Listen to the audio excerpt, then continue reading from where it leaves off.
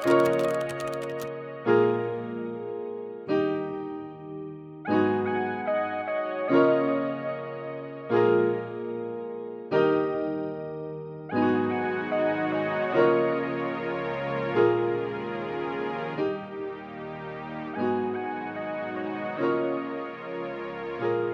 vlog anterior eu tava saindo, indo pras férias, e eu tô gravando esse vlog literalmente na semana de volta das férias. E, na verdade, eu voltei de férias da viagem, no caso, né?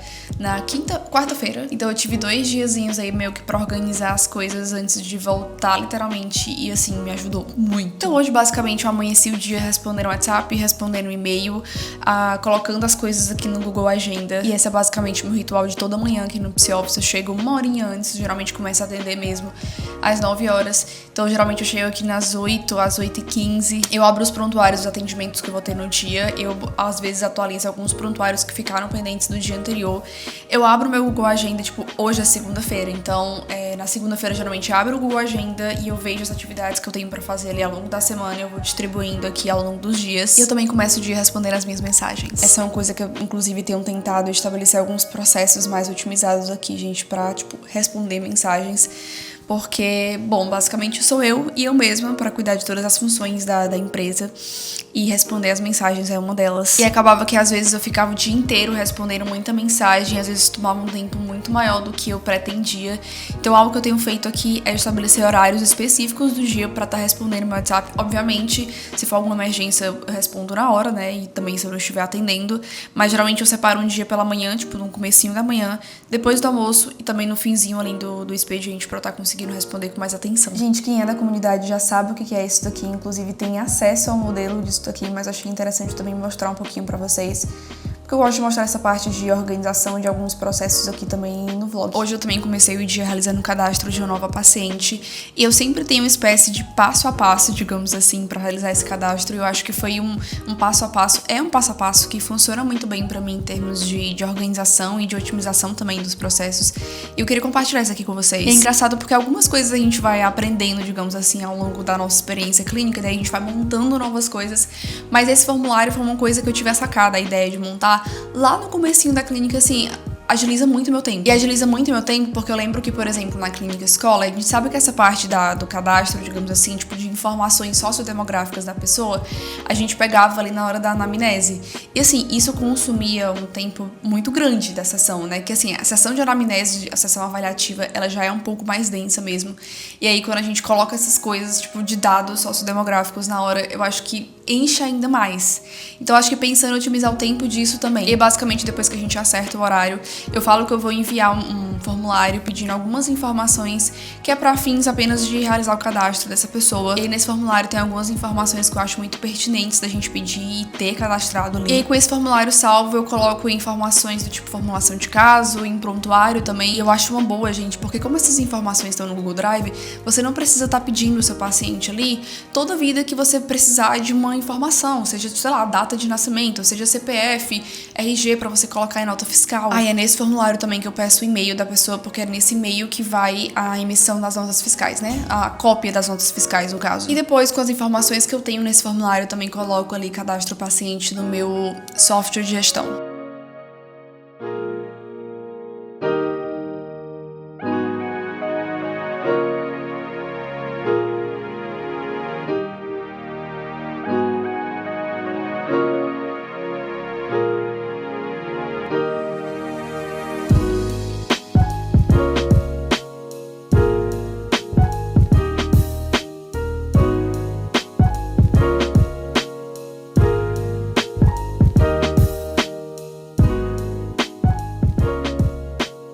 Agora faltam 10 minutinhos pra eu começar a atender. Eu gosto de pegar esses minutos também pra ficar um pouquinho em atenção plena antes de começar.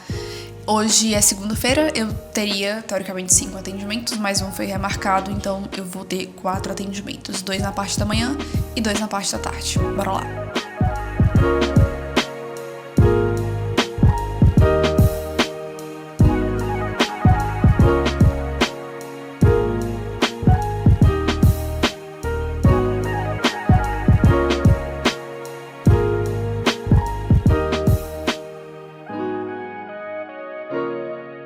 Gente, gente, é engraçado perceber a evolução e a mudança do nosso trabalho ao longo do tempo. Eu lembro que no começo da clínica eu fazia as anotações de sessão pelo iPad, e aí do iPad eu passava a limpo pro Notion em formato de anotação de sessão, e depois eu ainda passava a limpo pro prontuário. E eu descobri um mundo mágico que é a tela dividida. Eu coloco o Google Meet de um lado da tela e um lado maior, e eu deixo o Notion, que é onde eu faço as anotações de sessão, e o prontuário do outro lado da tela. E isso não só otimizou meu tempo, porque eu não preciso ficar passando a limpo do iPad pro computador, como também me ajudou muito a ficar mais atenta, digamos assim, em sessão, porque às vezes eu tinha que baixar a cabeça pra escrever, né?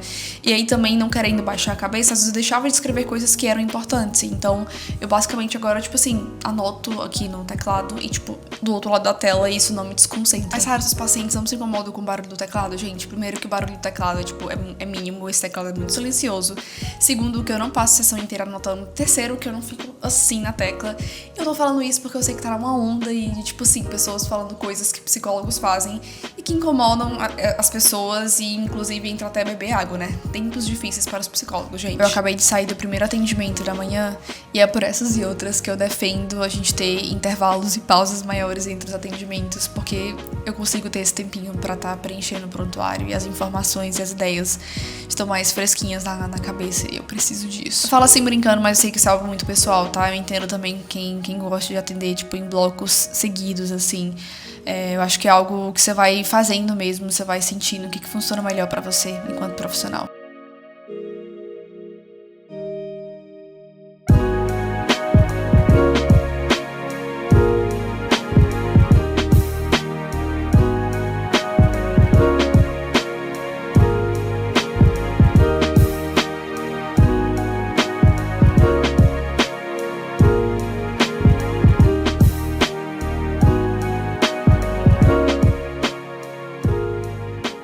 Gente, eu falei da Human Track no último vlog, pra quem não viu, é uma plataforma de mensuração e de monitoramento, mas eu até falei um pouquinho de como que eu uso, mas agora eu tô atualizando os prontuários aqui da manhã, e eu tô, mais uma vez, utilizando de novo a plataforma. E tem 3 funções principais que a plataforma tem na minha prática clínica, e tem, tipo assim, transformado a maneira como eu conduzo os atendimentos. A primeira delas é utilizando a GAS, que é o Goal Attachment Scale, que é uma escala que você monta metas específicas ali com o seu paciente, levando em consideração os objetivos terapêuticos, e aí você consegue montar essas metas e ir mensurando isso, monitorando isso ao longo do processo terapêutico. Eu gosto também de utilizar as escalas e os instrumentos que tem dentro da plataforma para muitas vezes me dar um pouco mais de clareza e de precisão em alguns processos que eu quero trabalhar. Então, por exemplo, quando a gente fala de regulação emocional, a gente tá falando de um construto muito amplo, digamos assim. E às vezes eu gosto de ter a precisão, por exemplo, de saber especificamente que coisas eu gostaria de trabalhar com aquele paciente, que eu preciso trabalhar com aquele paciente.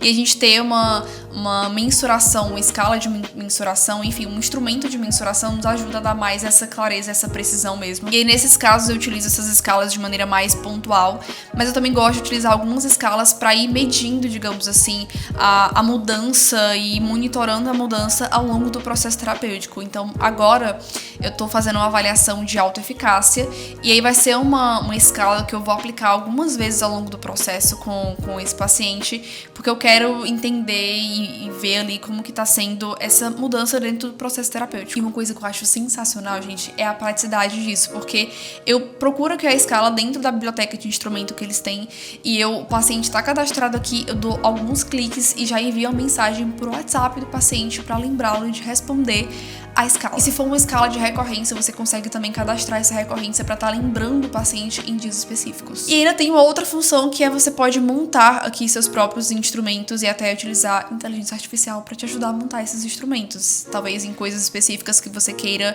avaliar e não tenha uma escala já prontinha para isso aqui dentro da biblioteca, por mais que tenha mais de 80 instrumentos. E eu confesso para vocês, gente, que tem tido essa onda mesmo de modernização e de plataformas, assim, para auxiliar mesmo o nosso trabalho, para dar mais precisão, para dar mais eficácia pro nosso trabalho, e eu sou 100% fã disso. Eu falo isso porque eu sei que a gente olha para isso com uma certa resistência, né? Porque a gente tende a ver subjetividade, espontaneidade e autenticidade na nossa prática, e precisão, segurança, como se fossem coisas assim opostas, e eu acho que se a gente junta isso, gente, a gente tem o melhor dos dois mundos. E é sempre a maneira como você vai utilizar isso aqui na sua prática. Você pode pegar uma escala como essa e você pode trabalhar de maneira muito engessada com o seu paciente. Assim como você pode pegar medidas como essa, isso te dá clareza, isso te dá precisão em relação ao que você precisa trabalhar e você escolher a maneira mais eficiente de trabalhar isso com o seu paciente, a maneira que mais funciona pra você e pra ele. Sem contar, gente, que o nosso trabalho já tem burocracias demais pra gente dar conta. Então, assim, eu sou muito fã de coisas que vêm pra otimizar e pra trazer praticidade mesmo pro nosso trabalho.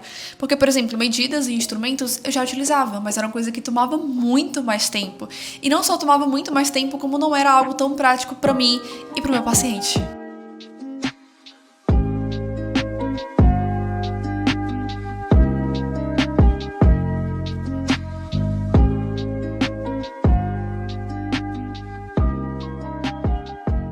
E finalizamos a segunda-feira de trabalho por aqui, sem nenhum prontuário pendente, micro-alegrias na vida de um psicólogo.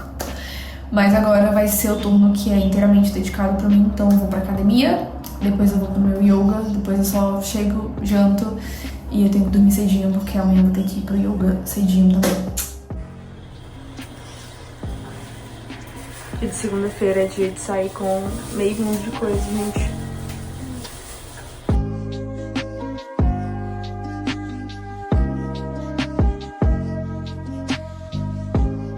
Você piscou, já está na terça-feira da semana dessa psicóloga, mas terça-feira pela manhã é 100% dedicada a Sara PF, então eu fui treinar, resolvi coisinhas de casa, vida de dona de casa, mas eu comecei agora, minha agenda mudou um pouquinho, meus horários mudaram um pouquinho, e eu tô começando a atender às 13h30, né, à 1h30, então eu já atendi, porque agora são 2h40.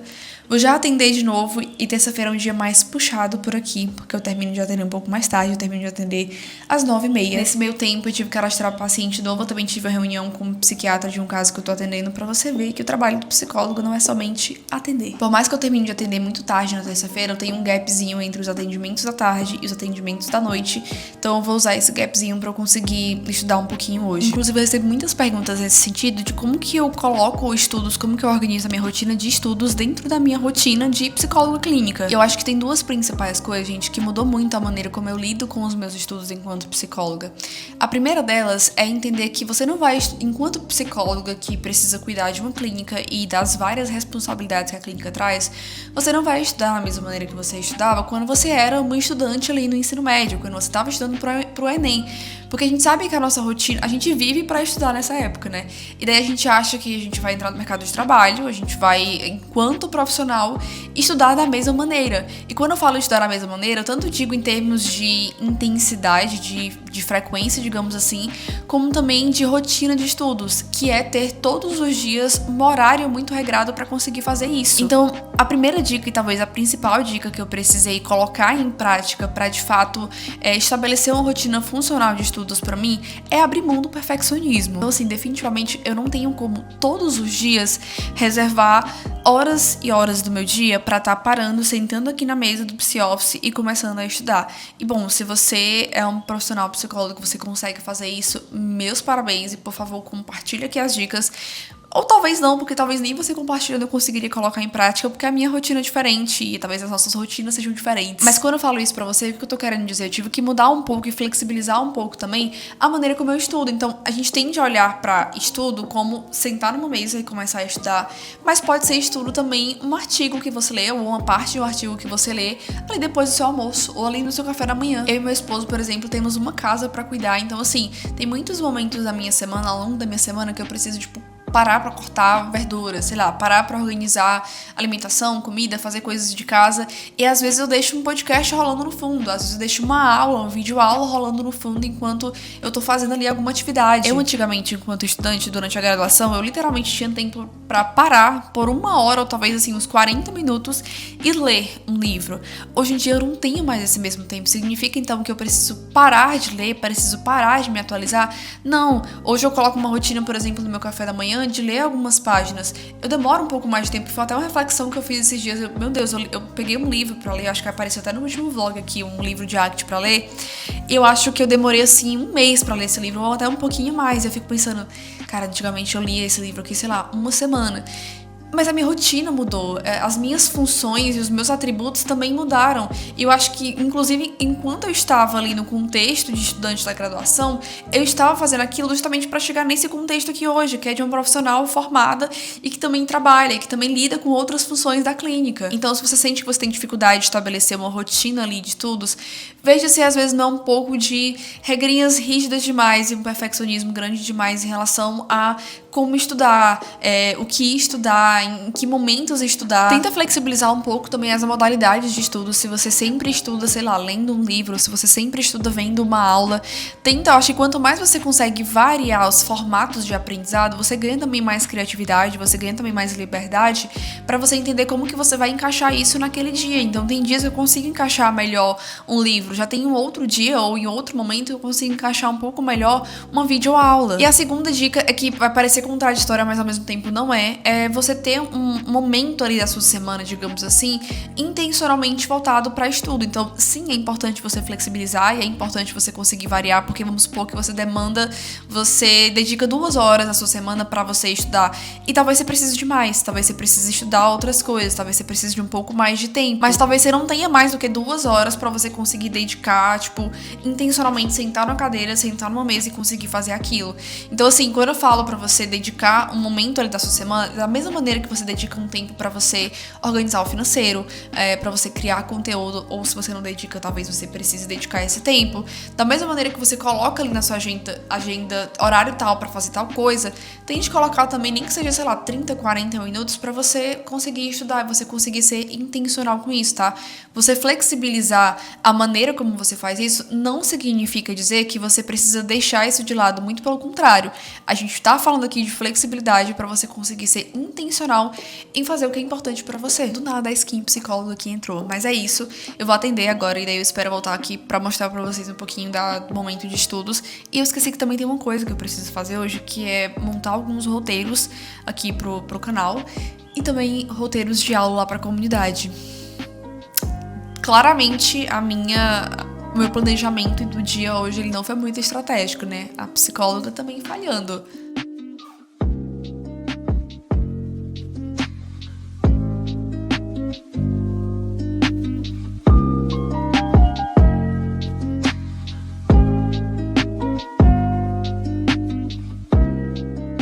Sério, isso aqui é um banquete. Eu pedi uma refeição pra minha nutricionista, ela me deu um banquete. Ainda a gente vai ter aquela condição em que o indivíduo não consegue se reconhecer como alguém que vive e que faz coisas, né? Então aquela experiência de responsabilização pelos fenômenos ou até mesmo de compreensão de si mesmo encaixado, né, nas contingências nas quais está inserido.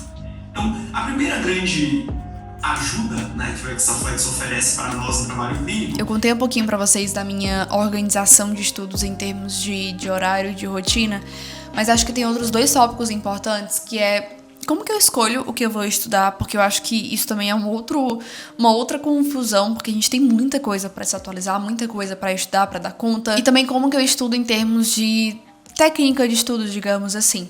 Eu acho que a primeira coisa que é a escolha do objeto de estudo, do que você vai estudar, eu acho que depende muito e eu acho que tem algumas variáveis que pra mim, no meu contexto, acabam controlando isso e vai depender do que eu tô buscando, do que eu tô precisando naquele momento. Às vezes eu estudo em termos de demandas específicas, então tem algo que eu queira me aprofundar, ou tem algo que eu preciso ler um pouco mais a fundo sobre um caso, tem algum processo, tem algum tema muito específico que eu tô precisando talvez me aprofundar um pouco mais pra ter mais clareza de intervenção, de planejamento de tratamento em algum caso, e eu separo um momento pra colher artigos sobre aquilo, para ver um capítulo de livro ou uma aula específica sobre aquilo. Acontece também de estudos ou formações contínuas sobre um tema, que foi quando eu estava fazendo, por exemplo, uma pós-graduação em arte. Então, toda semana, durante aquele horário, eu estava reservando um tempo para estudar terapia de excitação e compromisso ali na pós. E às vezes também por questões de preferência. Eu acho que teve até um vlog que eu falei aqui, que eu tava muito no hiperfoco, assim, de estudar sobre psicoterapia baseada em processos. E eu tava até fazendo uma formação, inclusive eu estou fazendo uma formação sobre psicoterapia baseada em processos. E eu tava estudando muito, muito sobre isso, porque era um interesse, porque era algo que eu tava bastante curiosa, era algo que tava realmente me apetecendo estudar mais sobre. Desde que eu terminei a minha pós em arte, eu tava dando prioridade pra estudar alguns outros assuntos, até mesmo pra variar o meu repertório, porque eu passei 1 ano e meio numa pós-graduação em arte, então eu tava estudando isso intensamente e eu queria variar meu repertório estudando outros assuntos. Mais de umas semanas pra cá eu voltei a estudar mais sobre arte. Nunca parei, né? Mas eu tava também tô dando uma certa prioridade em estudar alguns assuntos dentro da arte, porém alguns assuntos mais avançados e outros nem tanto. Eu tô revisitando alguns conceitos, porém de uma maneira um pouco mais aprofundada. Eu tenho tentado muito adentrar em alguns conceitos e alguns processos da arte, tendo uma leitura mais comportamental. E aí eu revisito temas que eu já estudei bastante a fundo, mas tô estudando por uma ótica diferente, eu tô estudando com uma didática, com um professor diferente. Inclusive, esse é um ponto, gente. Eu sei que é reforçado pra todo mundo a questão da didática do professor, mas às vezes quando eu vejo uma pessoa dando uma aula de uma maneira que é densa, mas ao mesmo tempo é muito bem explicada, sabe? A didática é muito boa. Eu fico, assim, no hiperfoco de quero ver mais aulas dessa pessoa falando sobre isso. Pode ser um conceito, um tema que eu já escutei várias vezes, mas escutar essa pessoa falar é diferente. E é um pouco disso que tá acontecendo. Eu tô vendo algumas aulas de um professor falando sobre Exaflex. E eu sei que parece um conceito, é um conceito muito comum, assim, da arte, mas ele tá falando de uma maneira muito aprofundada, sabe? De uma maneira um pouco diferente do que a gente costuma ver do basicão aí de Exaflex. Então não tem feito muito sentido por aqui. Vocês viram que eu estudo com o Notion aqui aberto, né? No começo eu escrevia, eu estudava pelo iPad e era nada prático, porque assim as coisas ficavam muito desorganizadas, as informações ficavam muito desorganizadas. E eu amo ter o Notion, ter o meu template do Notion, porque eu tenho literalmente tudo em um só canto. Eu tenho anotações de supervisão, de aulas, da minha pós, de livros que eu tô lendo, e eu às vezes gosto de fazer resumos, meus prontuários, enfim, tudo em um só canto. Daí quando eu quero revisitar alguma aula, quando eu quero revisitar algum estudo que eu fiz, eu vou ali, é tipo uma biblioteca de estudos. E aí eu gosto muito do Notion por conta disso, né? Deixa tudo muito organizado, muito sistematizado, e aí quando eu preciso revisitar, quando eu preciso entrar ali de novo, tá tudo muito fácil, é um acesso muito fácil. E é esse template, inclusive, que é uma das diversas dezenas de ferramentas que a gente tem dentro da comunidade. Eu tenho 1 horinha pra estudar, então vou pegar essa horinha pra ver essa aula, porque depois eu volto a atender e vamos até as 9h30.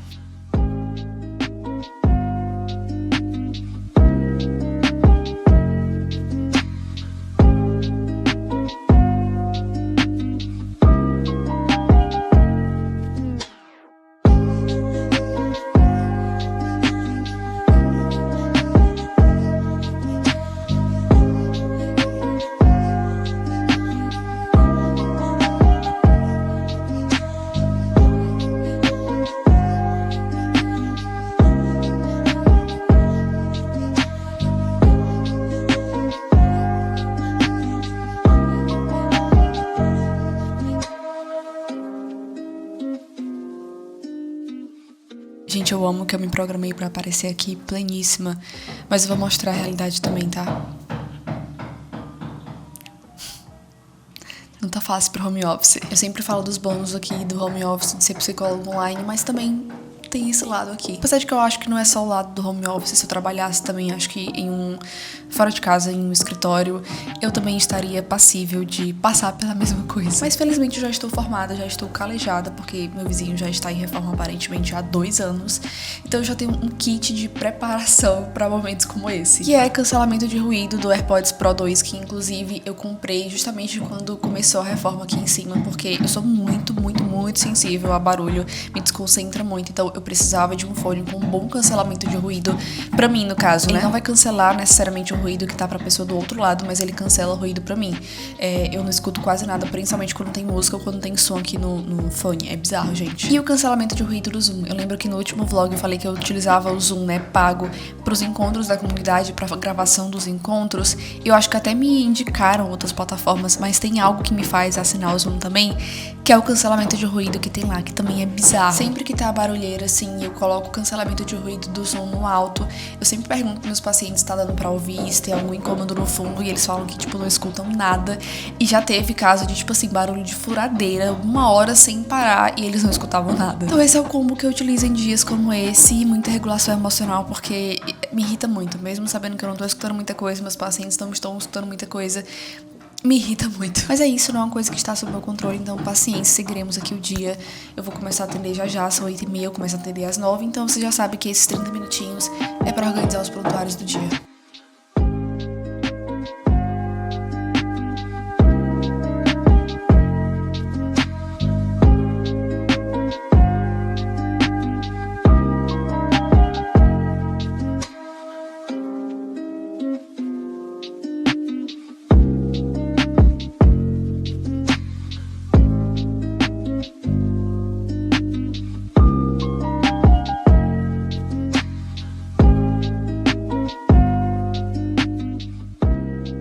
Hoje foi meio tenso de acordar, gente, confesso. Vontade de querer dormir um pouco mais, falar mais alto, mas foi só, tipo, sensação do corpo mesmo, porque ontem eu fui dormir cedo. Então, é isso, mas eu nunca me arrependo de ir.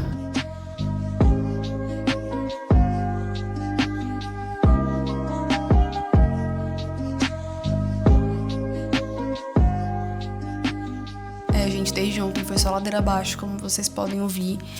Eu tô com zero carisma, por isso que talvez não teremos muitos vídeos e vlogs de quarta e quinta. Porque, nossa, gente, eu tô com muita dor de cabeça por conta do barulho de reforma aqui. E, então, assim, eu tô tentando fazer o mínimo e este é meu máximo pra eu, assim, poupar energias mesmo, assim, emocionais, mentais. E eu amo o contraste que antes desse vídeo aqui vai aparecer eu pleníssima indo pro yoga e eu depois falando assim, não tenho mais energia mental, emocional. Mas hoje é meu último dia de atendimentos da semana. Eu fui pra yoga de manhã cedo, eu atendi a manhã inteira, daí eu dei uma pausa agora, vou voltar a atender já. Mas durante essa pausa, eu atualizei prontuário, eu escrevi roteiro também aqui pro YouTube. Eu finalizei um post que eu tinha que finalizar lá pro Instagram. E daqui a pouquinho eu tenho mais um atendimento, vai ser um primeiro atendimento, depois eu tenho reunião com a marca. E amanhã também eu tenho uma reunião com uma outra marca. Ambas são pra conversar sobre publicidade. Então essas duas reuniões, tanto a que eu vou ter hoje quanto a que eu vou ter amanhã, são reuniões de empresas que entraram em contato comigo. Então vai ser uma reunião inicial mesmo pra gente entender mesmo a proposta ali de parceria, a proposta de publicidade. Eu entender um pouco mais sobre como que a empresa funciona. São produtos que eu ainda não utilizo, então eu entender e utilizar e realmente testar o produto, porque isso é muito importante pra mim. Eu realmente me preocupo muito, eu sou muito sincera quando eu falo que eu já recusei parcerias que talvez financeiramente elas fossem bem vantajosas, mas que elas não iam ao encontro daquilo que realmente, assim, acredito.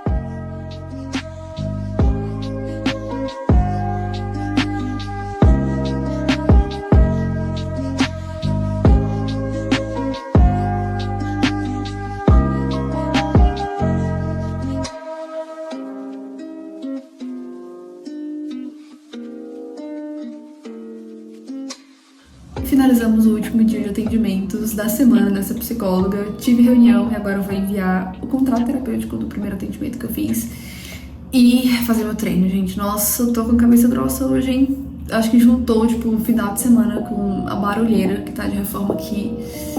Mas é isso, bora lá.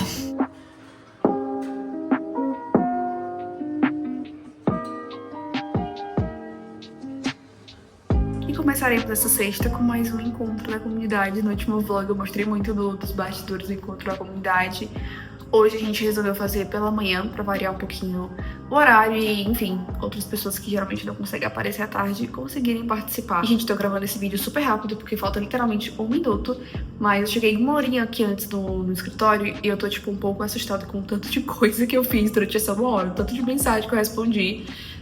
Todo dia, tipo, pendências mesmo pequenas, assim, que eu fiz. Mas hoje o dia tá bem encaixadinho em termos de demandas. Eu vou pro encontro da comunidade agora. E à tarde eu vou pra academia. Eu tenho alguns prontuários pra atualizar. Eu nunca paro de falar isso, né? Tenho prontuários pra atualizar, mas, meu Deus, é a vida da psicóloga.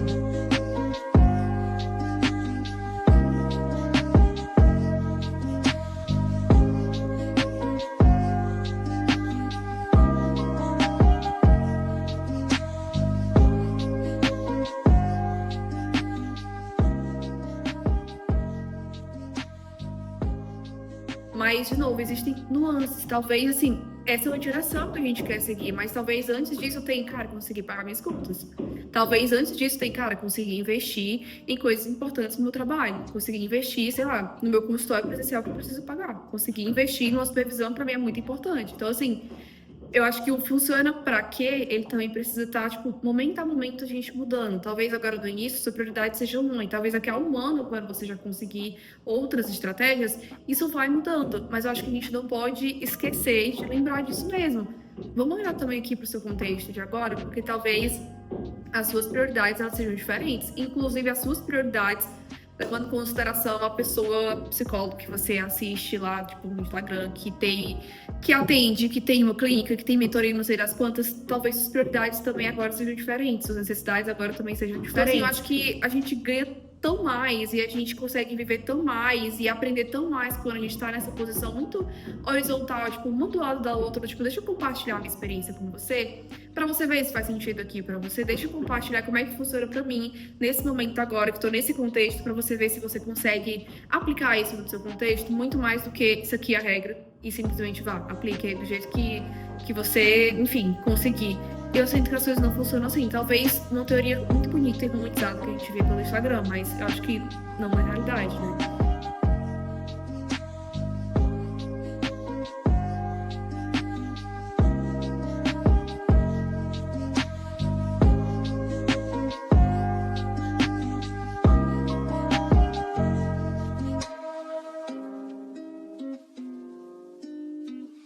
Gente, eu tô aqui esperando pra iniciar uma reunião e é engraçado pensar que eu acho que um dos meus maiores traços de estou saindo da adolescência e entrando na vida adulta foi ter me tornado uma pessoa extremamente comprometida com o horário, porque quando eu era adolescente, e as pessoas que me conhecem da época do colégio vão confirmar isso, eu era a pessoa que me atrasava, tipo, minutos e horas. Nossa, festa de 15 anos, eu sempre chegava, tipo, horas depois que começava a festa.